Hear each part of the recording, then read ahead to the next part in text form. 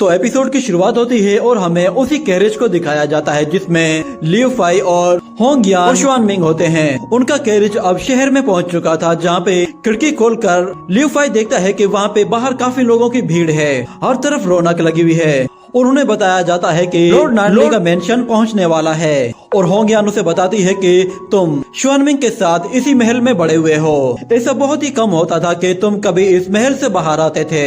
जिसके बाद उनका कैरेज वहीं पे ही रुक जाता है और बाहर से उन्हें किसी की आवाज आती है, जिसके बाद वो लोग वहाँ से बाहर निकल आते हैं। और लियू फाई देखता है कि वो मेंशन तो काफी बड़ा है, जिस पर वो कहता है कि क्या मैं यहाँ रहता था। और वहाँ मौजूद एक सिपाही होंगयान से कहता है कि लॉर्ड शुआन लोंग ने कहा है कि वो आपसे जल्द से जल्द मिलना चाहते हैं। तो होंगयान उससे कहती है कि उससे कहो कि वो मेरे हॉल में आकर मुझसे मिले। ये कहने के बाद वो लोग वापस वहाँ से चले जाते हैं। जिसके बाद अगले सीन में हम लोग दोबारा से होंगयान को ही देखते हैं, मगर इस मर्तबा उसका गेटअप बिल्कुल चेंज होता है और हमें बताया जाता है कि असल में होंगयान बाईशुई किंगडम की क्वीन है। और उसके सामने एक बंदा खड़ा होता है जिसका नाम शुआन लोंग है। उसे देखकर होंगयान कहती है कि जब से मैं बाहर गई हूँ तब से तुम मुझसे मिलने के लिए लोगों को पैगाम भेज रहे हो, आखिर ऐसी भी क्या इमरजेंसी है। तो शुआन लोंग कहता है कि मैं आपको डिस्टर्ब नहीं करना चाहता था, मगर सिचुएशन ही ऐसी हो गई है कि मुझे बार बार मैसेज भेजना पड़ रहा था। असल में मैं ये कहना चाहता हूँ कि आने वाले कुछ दिनों के बाद वैसे ही मैं प्रोमोट होने वाला हूँ, पर मुझे ऐसा लगता है कि शायद मेरी जगह वो नहीं कि जहाँ पे प्रमोट होकर मैं जाने वाला हूँ, और न ही मैं क्लान एल्डर काउंसिल चीफ का भी रोल प्ले करना चाहता हूँ। इसलिए आप प्लीज मेरी सिचुएशन को समझें। उसकी बातें सुनकर लियू फाई शुआनमिंग से कहता है कि ये बंदा है कौन, मुझे ये दिखने से तो बिल्कुल भी अच्छा नहीं लग रहा। तो शुआनमिंग बताती है कि हमारे बाईशुई किंगडम में 2 नॉन इम्पीरियल वॉरियर्स हैं। उनमें से एक है तुम्हारा फादर लॉर्ड नानली और दूसरा है लॉर्ड शुआन लोंग। और दूसरी तरफ होंगयान लॉर्ड शुआन लोंग से कहती है कि तुम काफी चालाक हो। मुझे लगा था कि शायद मैं तुम्हारे बारे में गलत सोचती हूँ, पर आज पता चल गया कि मैं जैसा सोचती थी तुम बिल्कुल वैसे ही हो। तो शुआन लोंग कहता है कि आप जानती है कि मैं एक नॉन इम्पीरियल लॉर्ड हूँ और मैं आपका बर्डन आपके साथ शेयर करना चाहता हूँ। ये तो मेरी ड्यूटी है। और अगर आप बात करती हैं लॉर्ड नानली के बेटे की, तो उसने बाईशुई किंगडम के लिए कुछ भी नहीं किया, इसलिए मुझे लगता है कि शायद उसका कोई हक नहीं बनता कि उसे लॉर्ड नानली का टाइटल दिया जाए। और मेरे ख्याल से हमें ट्रायल के जरिए एक नया कैंडिडेट सिलेक्ट कर लेना चाहिए जो कि आपके साथ बाईशुई किंगडम को सर्व कर सके।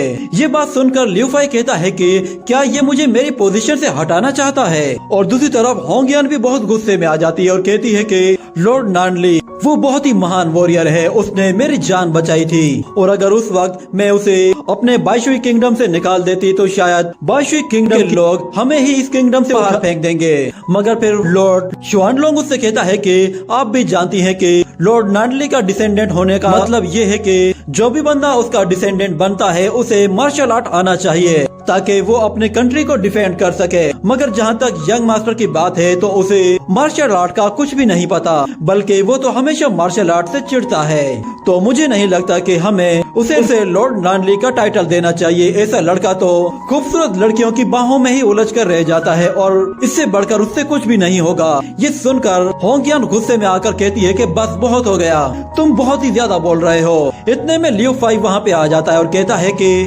लॉर्ड शुआन लोंग अभी अभी आपने कहा कि आप अपग्रेड होने वाले हैं, तो सिर्फ आप अपने बारे में सोचें, मेरी फिक्र करना छोड़ दें। ये सुनकर लॉर्ड शुआन लोंग कहता है कि अरे यंग मास्टर, लगता है कि आप आज बहुत ही अच्छे मूड में हैं, मगर आप यहाँ पे मेन हॉल में क्या कर रहे हैं। तो लियू फाई कहता है कि अच्छा हुआ कि मैं यहाँ पे आ गया, वरना मुझे तो पता ही नहीं चलता कि कौन मेरी पीठ पीछे मुझे धोखा देने की कोशिश कर रहा है। मगर फिर दूसरी तरफ होंगयान कहती है कि लियू फाई अब जवान हो चुका है तो ये ओवरलॉर्ड ट्रायल पीक में भी हिस्सा लेने वाला है, और अगर ये उस ट्रायल को पास कर लेता है तो इसे ही लॉर्ड नानली का टाइटल दिया जाएगा, और अगर ये फेल हो गया तो फिर तुम जिसका नाम लोगे उसे ये टाइटल दे दिया जाएगा। ये सुनकर लॉर्ड शुआन लोंग बहुत खुश होता है और कहता है कि ये तो और भी अच्छी बात है, आप तो सच में काफी समझदार हैं, और अगर ये लड़का ट्रायल में पास हो जाता है तो मैं अपनी पोजीशन छोड़ दूंगा। जिस पर होंगयान कहती है कि ठीक है, तो फिर आप अपनी बात पर कायम रहना, और अगर आपके पास कहने के लिए कुछ और नहीं है तो आप अभी यहाँ से जा सकते हैं। जिस पर लॉर्ड शुआन लोंग कहता है कि मैं समझ गया।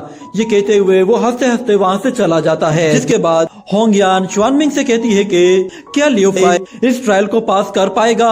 तो शुआन मिंग कहती है कि मैं इसे ट्रेन करने के लिए पूरी कोशिश करूंगी। मगर फिर दूसरी तरफ लियो फाई उससे कहता है कि होंग्यान तुम घबराओ मत, मैं लॉर्ड शुआन लोंग को ऐसा सबक सिखाऊंगा कि वो दोबारा कभी मुझे धोखा देने का सोचेगा भी नहीं। और फिर अगले सीन में हमें लॉर्ड शुआन लोंग को अपने बेटे के साथ दिखाया जाता है। वो अपने फादर से कहता है कि आपको बहुत बहुत मुबारक हो, आप बहुत जल्द क्वीन की जगह लेने वाले हैं। तो लॉर्ड शुआन लोंग कहता है कि मैंने उसे इस तरह फंसा दिया था कि उसके पास डिसएग्री करने का कोई ऑप्शन ही नहीं था, मगर तुम देख लेना आगे चलकर वो अपने इस डिसीजन पे कितना पछताएगी। उसका बेटा जेंग युआन लियो फाई के बारे में कहता है कि उसने तो कभी मार्शल आर्ट को प्रैक्टिस भी नहीं किया, तो हम लोग अगर उसे अकेले ही उस मैच में पार्टिसिपेट करने दें तब भी वो नहीं जीत पाएगा, क्योंकि मुझे लगता है कि वो तो फर्स्ट लेवल के एंट्री लेवल को भी क्रॉस नहीं कर पाएगा। और जहाँ तक ओवरलॉर्ड ट्रायल को पास करने की बात है तो वो तो अपने ख्वाब में भी पूरा नहीं कर सकता। उसके लिए तो उसे कम से कम भी बॉडी कल्टीवेशन के 6 लेवल में होना चाहिए, जिस पर लॉर्ड शुआन लोंग कहता है कि मैं जानता हूँ होंगियान भी मुझे बस अवॉइड करने की ही कोशिश कर रही थी, उसने मुझे मेरी वफादारी का ये सिला दिया है। पर तुम एक बात याद रखना, तुम उस लड़के को हल्के में मत लेना, तुम अपनी प्रैक्टिस जारी रखो। और फिर वहाँ पे मौजूद जेंग युआन की गर्लफ्रेंड कहती है कि अगर तुम ट्रायल पास कर लेते हो तो लॉर्ड नानली का टाइटल तुम्हें मिल जाएगा, और जब तुम लॉर्ड बन जाओगे तो क्या तुम मुझे भूल तो नहीं जाओगे। ये सुनकर जेंग युआन थोड़ी देर सोचता है और फिर उससे कहता है कि क्या तुम्हें उस लियो फाई में बिल्कुल भी दिलचस्पी नहीं है। तो वो कहती है कि मुझे तो सिर्फ तुम में इंटरेस्ट है, और जहाँ तक बात लियो फाई की है तो मैंने अपने बचपन से ही उसे कभी भी उस नजर से नहीं देखा कि मैं उसे पसंद करूं या फिर वो मुझे पसंद करे। मगर हम दोनों बचपन में एक साथ ही पले बड़े हैं, तो इसलिए उसे मेरी थोड़ी सी आदत सी हो गई है। मगर मैं ये जानती हूँ और पूरा बाईशुई किंगडम जानता है कि यहाँ के सबसे टॉप प्रैक्टिशनर तुम ही हो। ये सुनकर वो हंसने लगता है और कहता है कि लियो फाई तो इस मर्तबा अपना सब कुछ हारने वाला है। और दूसरी तरफ हम लोग देखते हैं कि शुआन मिंग लियो फाई को एक ग्राउंड में लेकर आ जाती है और उसे बताती है कि ओवरलॉर्ड ट्रायल बाईशुई किंगडम के ओवरलॉर्ड ने ही शुरू किया था। उसने अकेले ही बाईशुई किंगडम को टॉप 10 किंगडम्स की रैंकिंग में शामिल किया था, और उस वक्त तो 800 स्टेट्स हुआ करती थी। मगर बदकिस्मती से वो बहुत ही बुरे तरीके से इंजर्ड होने की वजह से मारा गया। मगर उसके बाद उसकी जगह लेने वाला कोई भी बंदा नहीं था जो कि लॉर्ड नानली की जगह बाईशुई किंगडम को सर्व कर सके। तो लियो फाई कहता है कि अच्छा, तो ये बात है कि तुम लोगों ने इस वजह से ही ये ट्रायल शुरू किया है। और फिर शुआन मिंग उसे बताती है कि वो बंदा जो कि ट्रायल के 3 लेवल्स को पार कर ले वो उसका डिसेंडेंट बन सकता है। और पिछले 200 साल से कोई भी बंदा 3 लेवल से आगे नहीं जा पाया। आज तक किसी को भी ये पता नहीं चला कि 4th लेवल में क्या है। और फिलहाल तो सबसे ज्यादा पावरफुल कैंडिडेट अगर कोई है तो वो लॉर्ड शुआन लोंग का बेटा है, जिसके जीतने की उम्मीद बहुत ही ज्यादा है, क्योंकि वो बाईशुई किंगडम का सबसे पावरफुल कल्टीवेटर है। ये सुनकर लियो फाई कहता है कि अभी तो ट्रायल शुरू ही नहीं हुआ, तो तुमने ये कैसे डिसाइड कर लिया कि वो जीतेगा। तो लियो फाई की बातें सुनकर वो कहती है कि तुम तो सच में इतने बदल गए हो, आज से पहले तुम इस तरह की कभी बातें नहीं करते थे। जिसके बाद लियो फाई कहता है कि शुआन मिंग मुझे ये बताओ, क्या मैं अपनी करंट स्ट्रेंथ के साथ 4th लेवल को अचीव कर सकता हूँ। तो शुआन मिंग उसे बताती है कि सिर्फ बॉडी कल्टीवेशन के 6th लेवल को अचीव करने वाला बंदा ही 4th रियलम में जा सकता है। मगर जहाँ तक बात तुम्हारी है तो